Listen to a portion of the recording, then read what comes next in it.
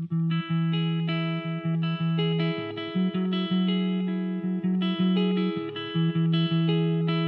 my role as specialist nurse, parents often ask what causes their baby's cleft lip. You can imagine that we could talk for hours about the precise causes, but the first thing people have to remember is that clefting happens very early in pregnancy, probably within days of discovering that you're pregnant. The problem's already happened. So that immediately deals with some of the explanations people are going to come up with. You know, this is an early slip-up in development of the face.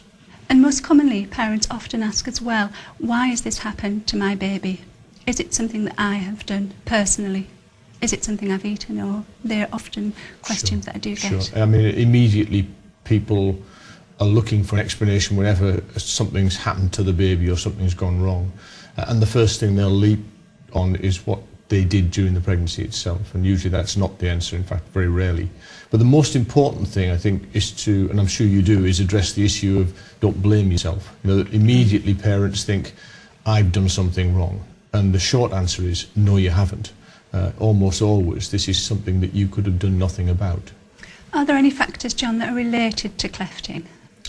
Occasionally, we have an explanation. For example, certain prescription drugs are associated in some cases with clefting, and some drugs of abuse can sometimes cause problems.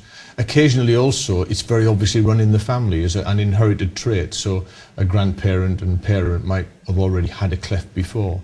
But in the vast majority of families, there isn't an obvious explanation when you take the family history and the history of the pregnancy. So if it's not drugs or lifestyle factors, what is the cause?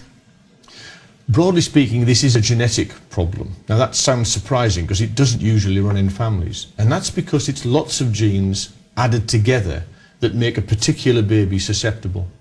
A very good analogy is height. I happen to be the tallest member of my family. My parents are average height. I just happened to get a combination of genes that made me a taller than average person. Now that in itself isn't a problem. But I used to, when I was a teenager, I was always bumping my head when I walked through doors because I was very tall. And if you imagine the same comparison, you can imagine some children, their palatal shelves don't quite grow as fast as they should. But it's just when you cross that line and suddenly they didn't quite meet and stick together that you have a cleft. So you might have lots of people who are susceptible to it, but only very occasionally it fails to happen. Another important factor is that even if you've got the genetic makeup that makes you susceptible, it's the chance factors that we have no control over.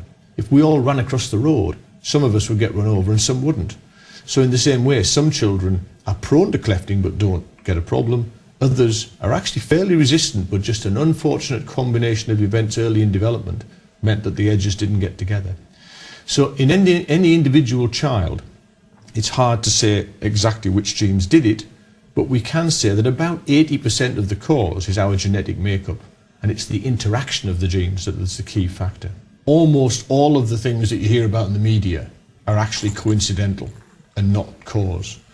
So in fact, at the moment, we haven't got any big worries from the environment. That's not to say they aren't there, but we haven't actually identified any convincing causes, either in the big environment or indeed in the sort of the personal environment. One of the biggest questions I'm sure you get asked is, before I was pregnant, we went to a party, I was smoking and drinking and stuff. And I think the answer there is that almost everybody could say that, and yet very rarely is a cleft occurring. So either they were just very susceptible and that might have been a factor, or in fact it's completely coincidental.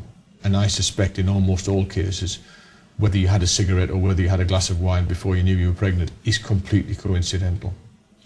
In the future, we may be able to answer these questions more effectively now that we've got all the regional centres throughout the country and we've got a national database to collect all this information that parents are giving us. Absolutely. I think that now that we're able to count and map and investigate more fully, that will answer part of the question. I think the other part is that once we really start to get a handle on the genes that make some people more susceptible, we'll then be able to go back to the environment and look at the influence of the environment on those susceptible people. So the fact is that 99% of people can do all of those things and it doesn't affect them. It's the 1% who are susceptible who we need to identify. And I'm very hopeful that when we can identify the people who have the genetic makeup that makes them likely to get a cleft, then we'll then understand better how we might avoid that by changing their environment, by adding nutritional elements or by protecting them from particular adverse effects when they're pregnant.